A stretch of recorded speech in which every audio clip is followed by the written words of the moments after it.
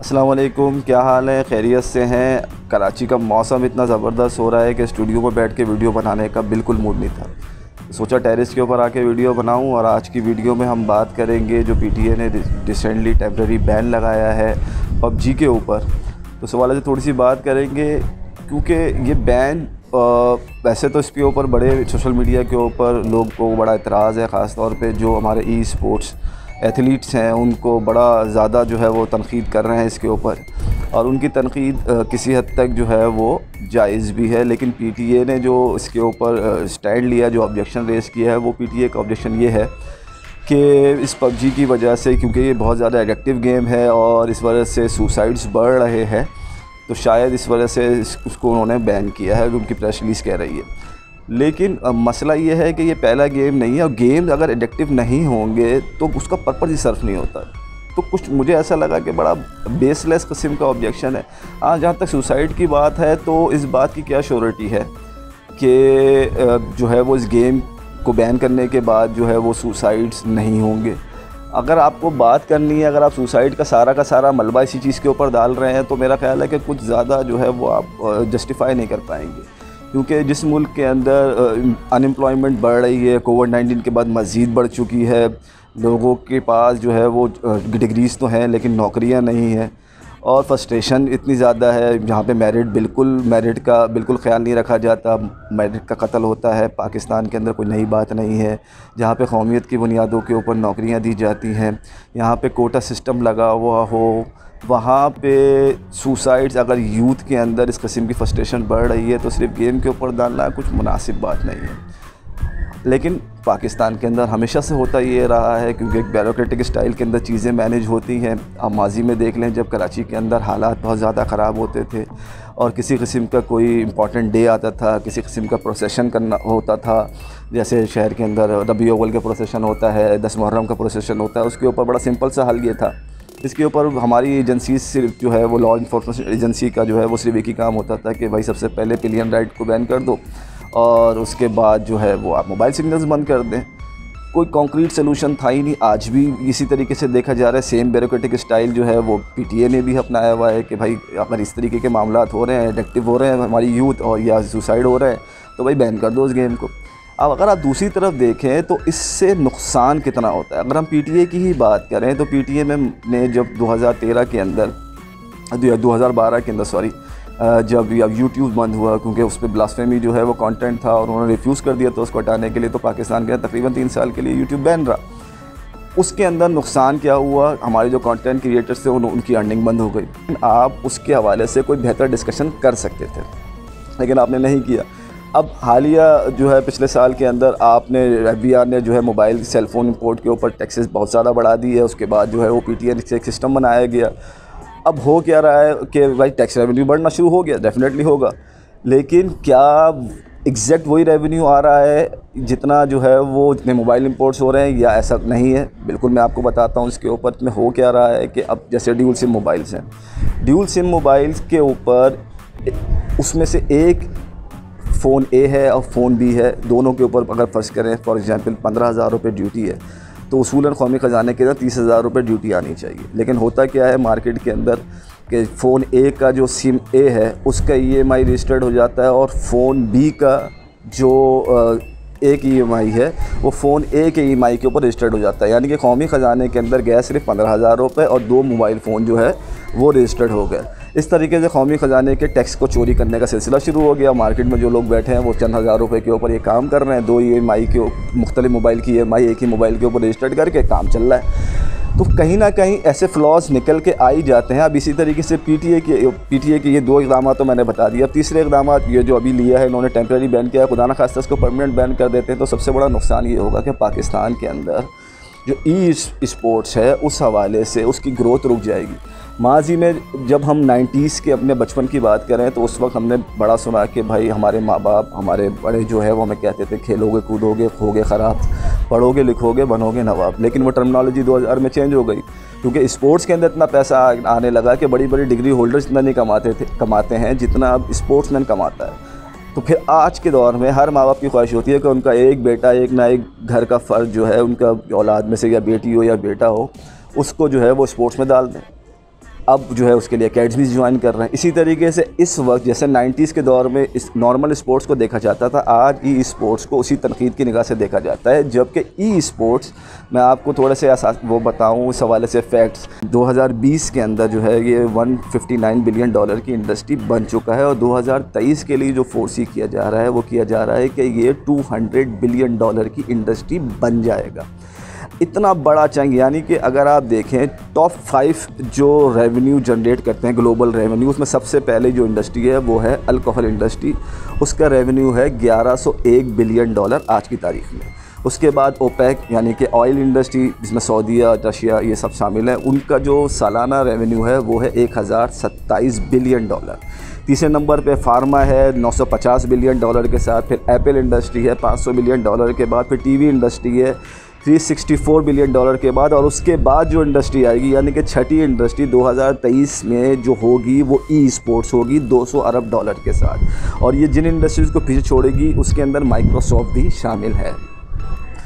अब इतनी बड़ी इंडस्ट्री को सिर्फ एक नोटिफिकेशन से अब पाकिस्तान के अंदर जो एक ई स्पोर्ट एथलीट है वो अच्छा खासा रेवेन्यू कमा सकता है। देखें, ऑप्शन आपके पास दो होते हैं। या तो ये है कि आप पाकिस्तान के अंदर गेमिंग इंडस्ट्री को इतना बड़ा कर दें कि आप अपनी मर्ज़ी का कंटेंट उसके अंदर प्रोड्यूस करें और उसी के साथ जो है वो जिसमें आपकी सारी रिक्वायरमेंट पूरी हो आप ये काम करें।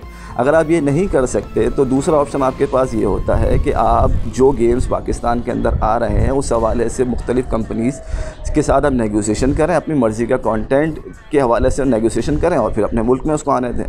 आप हमेशा से, जब पाकिस्तानी जो अथॉरिटीज़ हैं उनका हमेशा से ये रहा है कि शुरू में तो वो सोते रहते हैं, उसके बाद जो है जब वो चीज़ें बुराई की तरफ जाती हैं फिर आप एक्शन भी ऐसा लेते हैं कि बिल्कुल बैन। माजी में हमने सिम्स के हवाले से यही देखा कि आपने सब सेलुलर कंपनीज़ को अलाउ कर दिया, भाई लोगों ने 10-10, 15-15, 20-20 सिम्स निकलवा ली, कोई वेरिफिकेशन नहीं, कुछ नहीं। उसके बाद जब मुल्क के अंदर टेररिज्म बढ़ा और जो है वो आपके सामने ये है कि फिर उसके बाद एक्सप्लोसिव डिवाइसेस के अंदर जो है ये सिम्स यूज़ करना शुरू हो गई और कहीं से भी उसको ऑपरेट किया जाने लगा, तो फिर आपके जो है वो आप जो है वो ख्वाब खरगोश से जागे और फिर आपने जो है वो उसके ऊपर वेरिफिकेशन करी, थंब इम्प्रेशन के बगैर आपसे मिलती नहीं है और चलती नहीं है। ये काम सारे पहले करने के होते हैं। आप हमेशा हर काम सो के करती है हमारी जो अथॉरिटीज़ हैं। अभी भी यही हुआ, जैसे चाइना के अंदर जब 2016 के अंदर पबजी लॉन्च हुआ तो 2016 के अंदर चाइनीज़ अथॉरिटी ने पबजी कॉरपोरेशन के साथ नेगोशिएशन शुरू करी और उन्होंने उनको इस बात पे कन्विंस किया कि उनके मुल्क के अंदर जो पबजी का वर्जन आएगा, क्योंकि साउथ कोरियन कंपनी है, उसके साथ नेगोशिएशन हुई, उसमें कहा कि उसमें वायलेंस नहीं दिखाया जाएगा, ब्लड नहीं दिखाया जाएगा और जो चाइना के अंदर आज जो पबजी का वर्जन चाइनीज़ वर्जन है उसके अंदर उस किस्म का वायलेंस नहीं दिखाया जाता जिस किस्म का वायलेंस पाकिस्तान में दिखाया जाता है। अब आपने जो है वो कोई किसी किस्म की कोई नेगोशिएशन नहीं करी और आपने जो है वो डायरेक्ट बैन कर दिया। अब वो क्या रहा है कि VPN के थ्रू जो है वो जिन्होंने स्टीम ली हुई है, यानी कि जिन्होंने पबजी लीगली परचेज़ किया हुआ है, वो तो नहीं रुकेंगे। VPN के थ्रू पबजी चल रहा है। दीगर गेम्स, अगर आपने पबजी को ही बैन करना है तो दूसरे गेम्स के अंदर भी वायलेंस है, उसको आपने क्यों नहीं किया, सिर्फ एक गेम को ही टारगेट क्यों कर रहे हैं, उसका क्या रीज़न है? और अगर आप कर भी रहे हैं तो कोई लॉजिकल जो है वो उसका ऑब्जेक्शन तो दें। आपके ऑब्जेक्शन में इतने ज़्यादा वेग ऑब्जेक्शन है कि इसके ऊपर कोई कन्विंस हो ही नहीं रहा। अगर पाकिस्तान के अंदर कोई इस तरीके की गेमिंग इंडस्ट्री अभी डेवलप नहीं हुई है, ये स्पोर्ट्स की एक ऑर्गेनाइजेशन बनी है, वो उस चीज़ को प्रमोट कर रही है। और मैं आपको बताता चलूँ कि लास्ट जो ये आपका पबजी ने जो कंपटीशन कराया था उसकी विनिंग प्राइस जो थी वो $200,000 थी। अब अगर हमारे बच्चे जो दीगर स्पोर्ट्स को जो है वो, जैसे क्रिकेट को हम जो है वो अच्छा बाइज़्ज़त जो है वो क्रिकेटर्स को बड़ी इज़्ज़त की निगाह से देखा जाता है, लेकिन ई स्पोर्ट्स जो एथलीट्स हैं उनको इस तरीके से नहीं देखा जाता। समझ जाता है कि भाई टाइम का ज़िया है और ये पढ़ाई लिखाई कर नहीं रहे हैं, इस तरीके से बैठे हुए, लेकिन वो एक हैंडसम अमाउंट कमा सकते हैं अगर उनको गवर्नमेंट लेवल के ऊपर सपोर्ट दी जाए।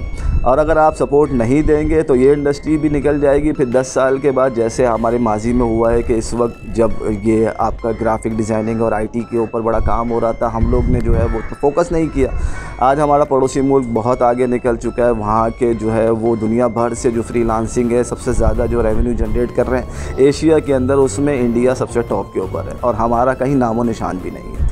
और जो लोग थोड़ा बहुत काम कर रहे हैं वो अपनी बलबूते के ऊपर कर रहे हैं, गवर्नमेंट सपोर्ट नहीं है। इस PTI गवर्नमेंट ने जो है वो जो है वो इस हवाले से बड़ा काम करने की कोशिश करी है, और हमारे जो कंटेंट क्रिएटर्स हैं, डिजिटल कंटेंट क्रिएटर्स, उनके साथ मीटिंग भी करी है ताकि चीज़ों को आसान किया जा सके। लेकिन उनके दौर में अगर पीटीए इस तरीके का बैन लगाती है तो ये लम्हा फ़िक्रिया है, कोऑर्डिनेशन कोई नहीं है इस हवाले से। और चाहिए उसूलन ये इसके ऊपर कि पीटीए ने अब उसी प्रेस रिलीज़ के अंदर नीचे लिखा है कि हमें फ़ीडबैक चाहिए कि अगर आप कहेंगे कि भाई इस तरीके के गेम के अंदर कोई लॉजिकल चीज़ें आप बताते हैं, उनको कन्विंस करते हैं, तो शायद वो बैन टेम्प्रेरी बैन हट जाए और इस तरीके से चीज़ें बेहतर हो जाए। लेकिन अगर बैन हटता भी है तो पीटीए को, गवर्नमेंट ऑफ पाकिस्तान को इस हवाले से पॉजिटिव सोचना पड़ेगा, इस हवाले से चीज़ों को बेहतर करना पड़ेगा, ई स्पोर्ट्स एथलीट्स को सपोर्ट करना पड़ेगा, क्योंकि अब सारा खेल पाकिस्तान के अंदर फ़ॉरेन जो एक्सचेंज है उसकी शदीद कमी है, फ़ॉरेन रिजर्व्स हमारे गिर रहे हैं, एक्सपोर्ट आपकी कहाँ पहुँची हुई है, आप अभी भी उसी पुरानी टेक्निक्स के ज़रिए मुल्क में डॉलर लाने की सोच रहे हैं। भाई अब चीज़ें चेंज हो चुकी हैं, चीज़ें बदल चुकी हैं, इनोवेटिव अप्रोच लेके आएँ, ई स्पोर्ट्स के जो एथलीट्स हैं इनको सपोर्ट करें, ये आपके मुल्क में डॉलर्स लेके आएंगे। ऐसा नहीं है कि हमारे मुल्क में टैलेंट नहीं है, टैलेंट भरा हुआ है भाई। हमारे बच्चे दुनिया में दूसरी जगहों पे जाके वहाँ से पार्टिसिपेट करते हैं और उस कंपटीशन को जीतते हैं, तो पाकिस्तान में रहते हुए क्यों नहीं कर सकते? आप उनको बेहतर जो है वो इन्वायरमेंट प्रोवाइड करें ताकि यही बच्चे आपके मुल्क में जो है वो फॉरेन एक्सचेंज लाने का बाइस बनेंगे, ई स्पोर्ट्स में पाकिस्तान का नाम होगा। जो ग्रोइंग इंडस्ट्री है उसके बारे में हम सोच रहे हैं, आज भी हमने जो है वो पुरानी जो जिस तरीके से हमारी माजी में हमने एक्सपोर्ट्स के हवाले से चीज़ें करी वो आप बेशक करते रहें, लेकिन ये है कि नई जिद्दत जो है वो उसको अपनाने की कोशिश करें। हर 10 साल बाद, 5-6 साल के बाद अब तो टेक्नोलॉजी चेंज हो रही है, चीज़ें बेहतर से बेहतर हो रही हैं। माजी में जिन चीज़ों का हम 6-60 साल पहले हम जिक्र सुनते थे, आज वो चीज़ें बिल्कुल ख़त्म हो चुकी हैं। आने वाले वक्त में हो सकता है कि आपकी सेलुलर कंपनीज़ भी ख़त्म हो जाएँ, क्योंकि हर चीज़ जो है वो अब 5G आएगा और उसके बाद हर चीज़ थ्रू नेट होगी।